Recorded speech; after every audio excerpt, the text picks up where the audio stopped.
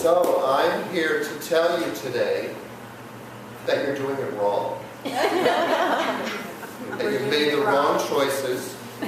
You've screwed up your relationships. You've chosen the wrong job. And those shoes don't match your outfit. I don't know if any of you saw the name of the talk, which I didn't get a chance to do it right before church, so I guess I did it wrong too. I planned ahead. But it says, "Here come the judge." And so we're going to talk about that judge today. That judge that is present in our mind, constantly evaluating, judging, belittling ourselves. And when it's too much to focus in on ourselves, what do? We project it out onto everybody else. And I'm going to tell a little,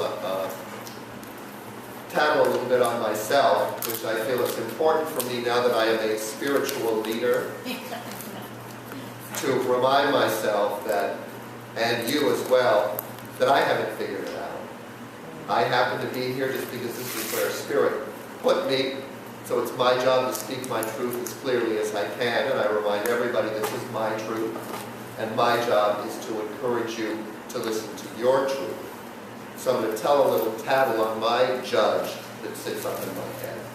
I'm at a reception yesterday for friends of mine who got married, and it was a wedding reception. I'm there with my partner, who was sitting there on his Facebook on the phone. And I was sitting there going, you know, in my mind, out loud, you know, it's a reception. Why doesn't he put that thing down and talk to people and pay attention to everybody else? And then a little voice said in my head, well, gee, what are you doing? And I was spending my time at the wedding judging him. Hello?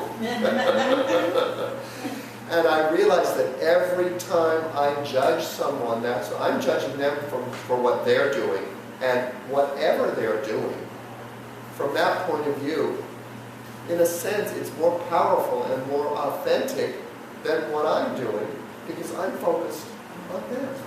I'm not in my reality. I'm not focused on what I'm doing. And how often do we judge our partners, our families, the media, the politicians?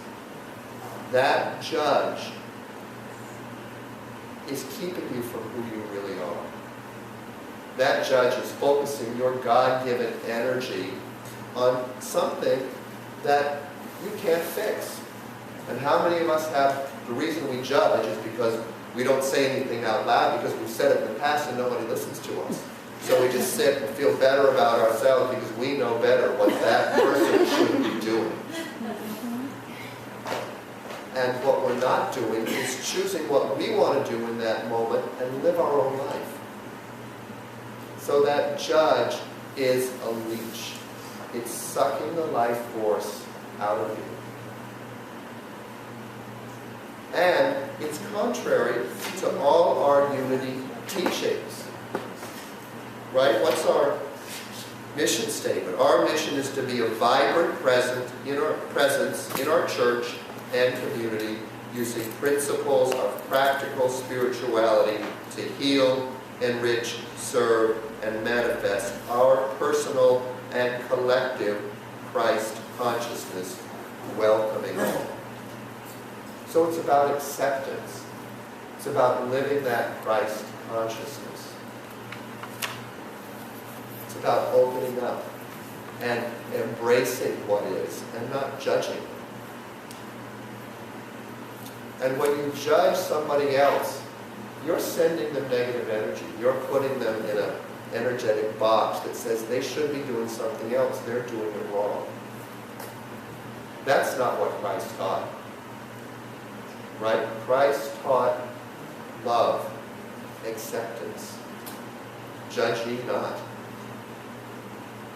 And when you put that judgment out to others, guess what? They go, mirror, mirror, it bounces back to you. Because that's spiritual law. What we put out comes back to us. And I'm not just talking about the negative judgments. I'm talking about the judgments that come from a loving, heartfelt place. We do that a lot. We see a situation that looks sad or looks bad. We hear that Rick's gone into the hospital again because he's had a stroke, and we can send all sorts of negative energy. Oh my God, that's awful, that's so bad, that's so sad. Our own fears about our own illness or something coming up. That's contrary to what we're taught at Unity, our basic principle. One power, one presence, active in my life and in the universe, God the good, omnipotent. We have an investment in tragedy, in, oh my God, that's so sad. And in a sense, it makes us feel better because we're so glad that's not happening to us. So if we're aware what kind of energy we're sending out to people and situations, if something comes up that you don't understand from your limited human consciousness, don't send negative energy. And if you can't send positive energy, turn it over to Spirit. Say, I don't know what to do to help Rick, who's suddenly gone into the hospital again. Send him positive energy. Turn him over to his higher power, his spirit, his connection with the divine, and trust that all is in divine order. You will feel better, the energy will feel better, and we know in Unity that what we send out has power, has energy, so Rick will feel that. And I believe he did feel the prayers and the love and the spirit we sent to him, because within a couple weeks, here he is again, looking just as good and aware and present as ever. So that's a gift. You know, Mother Teresa said, one of my favorite quotes from her, when people ask, you know, how do you do it? Why did you choose to devote your life to the lowest of the low in society, the sick people, the ones that everyone else had turned their back on? And she said, when I realized that there was a Hitler in me, I had no choice. That was all I could do. Very powerful statement, because it brings us to the heart, very often the heart of what we talk about in our spiritual learnings. What about the horrible things that are happening? What about the Holocaust? How often has that been shown up? You know, that's got to be bad. Oh, God the God omnipotent, one power, one presence. But what about the Holocaust? That must be bad. So as I was sitting in the tub the other night, thinking about, Valerie asked me last night, have you decided what you're going to, talk about this week? And I said, well, I don't know. I was laying in the bathtub and I was having a great talk, but I didn't write any of it down. But this is part of what I was thinking about, thinking about those deeper spiritual issues. And I imagine Hitler dying and, coming to the awareness when we pass death, oh my God, I've got to go to heaven and meet my Maker. And I know in Unity, we don't believe in God in a heaven up there or the pearly gates. God is within us and moving through us. But still, this was my fantasy. And Hitler coming up and saying, oh my God, I'm so horrible. I know I've been bad. I'm sure I'm going to hell. We don't believe in hell in Unity, by the way, either. I killed 13 million people, and God turning to him and saying, oh, you've got an overblown ego. 13 million people, you alone, you could not have done that by yourself. There had to be an agreement energetically in the whole society that you were in for that to have been allowed to happen. You had to have been tuning into some sort of imbalance, and you stepped up and stepped forward.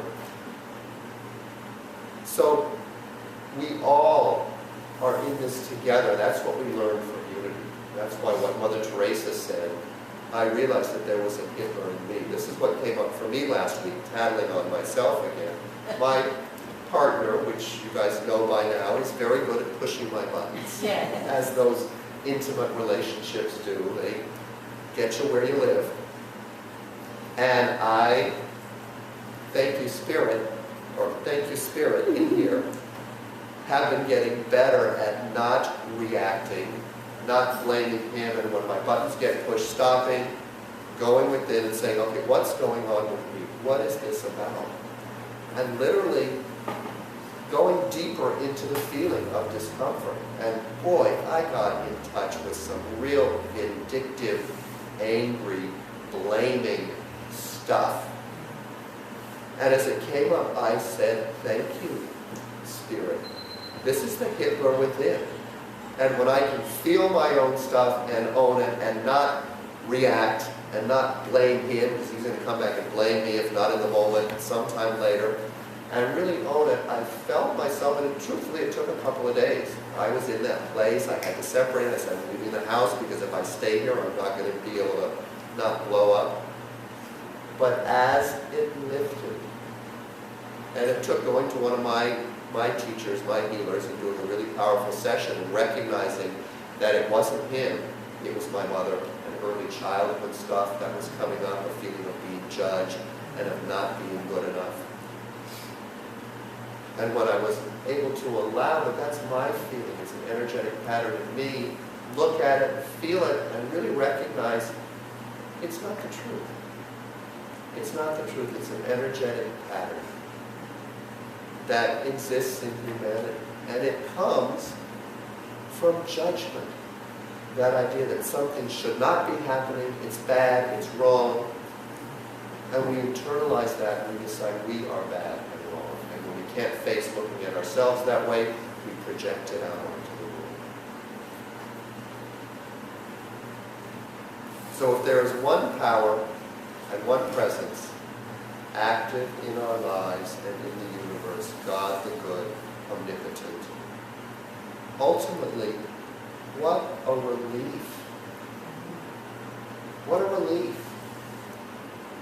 We take a breath and say, whatever's happening, it's supposed to be happening. Wherever I am in my life, I'm right on time.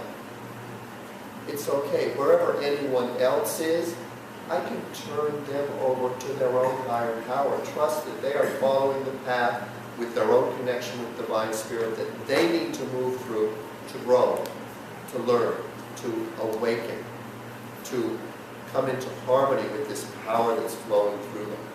Judgment, I believe, comes from one of the powerful gifts that Spirit has given us, which is choice. Choice is magic.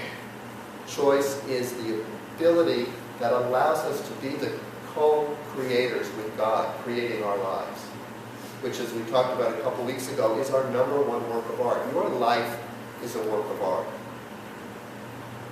that is of your making.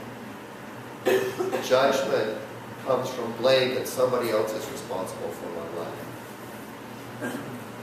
Choice is always something that happens in the moment. We choose what's next. We choose how to react to something, or whether to respond, or whether to step back and simply observe. Life truly is simple. Doesn't mean it's easy. There's challenges. We all, I know, have been through that valley of the shadow of death at times. And if you're going to get to the mountain, you got to go through the valley. And because we are human beings involved in this amazing, energetic, life force thing that we call the universe, even when we get to one mountain, we know we're going to want to find another one. So it means we're going to have to go into that valley.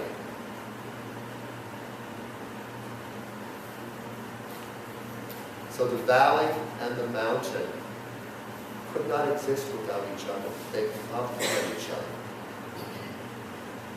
And the valley's lowness isn't bad, and the mountain's highness isn't necessarily good or better.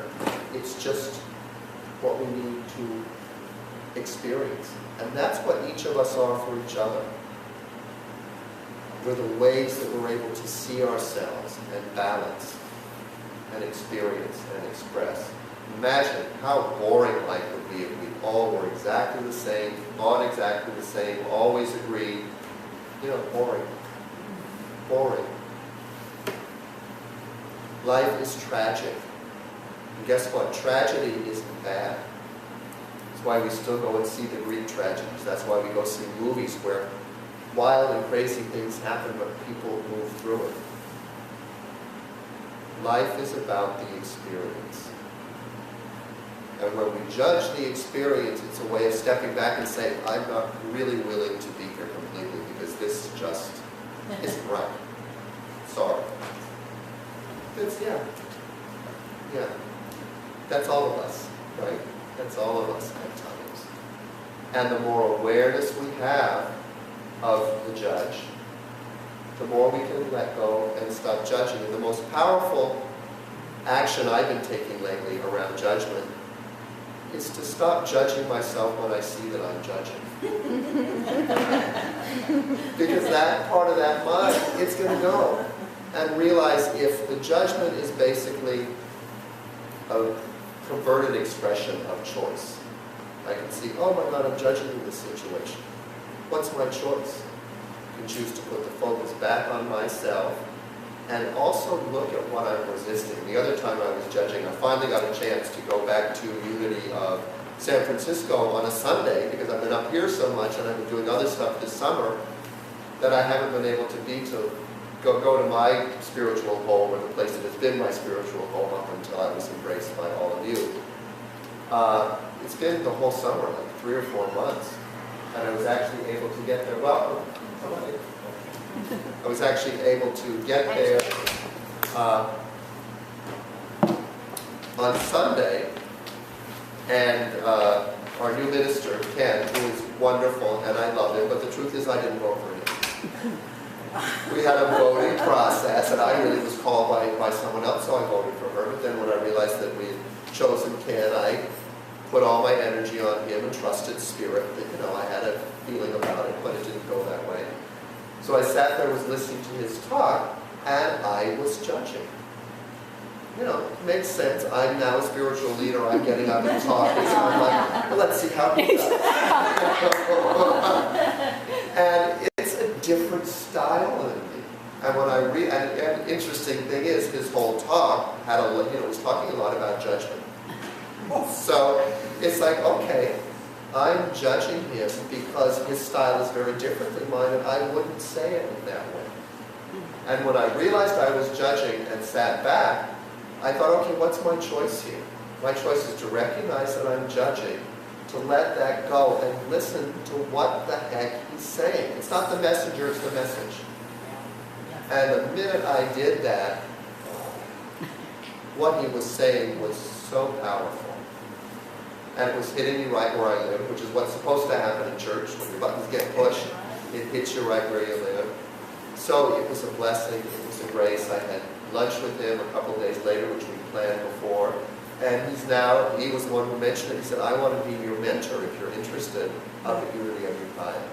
So it may not have worked out with, tell me her name again. Gina. With Gina, because she's got other things going on. So once again, Divine Spirit stepped in, and it's going to be perfect. Yeah. So when we can let go of judgment, we open the door. Judgment is a closed door, a closed heart, an idea that we know better than Spirit.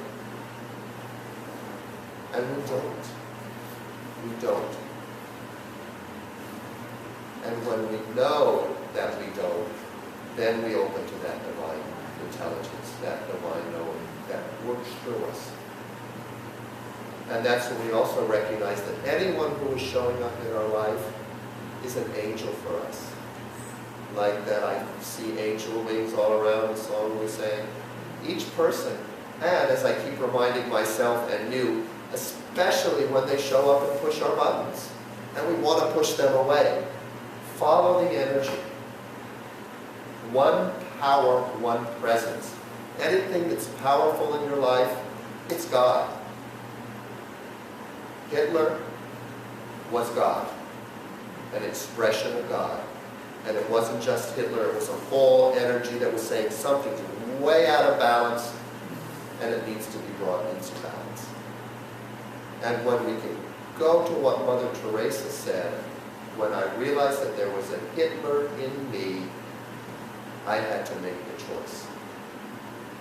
So rather than judging, oh, Hitler's out there, it's something bad, I'm much better. She said, no, Hitler exists in me. And if we look at what she said, and this is also what came up in the tub with me, what would have happened if Germany had won the war?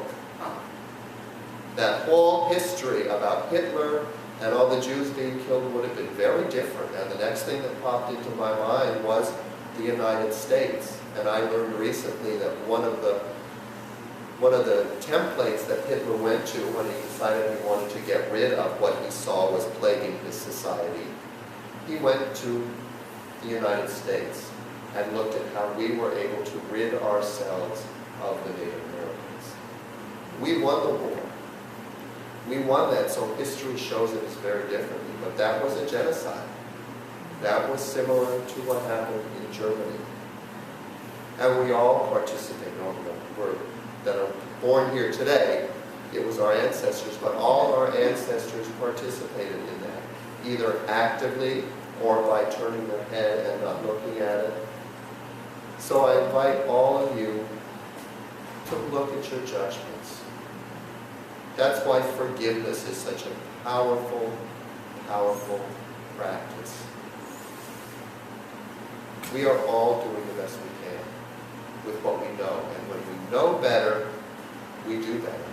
And that's why we come to church. That's why we study Spirit. That's why we go back again and again and again to our one teacher, Jesus the Christ, who said, God is in me and he is in you. All this and more ye shall do. So his miracles, he wasn't saying, I'm separate than you. I'm the Son of God and you're these poor peons. I am the Son of God and you are all the children of God.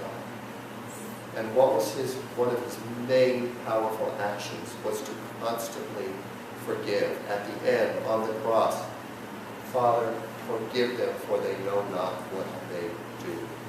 And it was that act of forgiveness, I believe, that allowed him, after he had passed, after his body was gone, to reappear in his light body, in his full consciousness to the disciples. And that's why we still talk about it. That's why he is still teaching us, because he demonstrated the power of who and what we all are.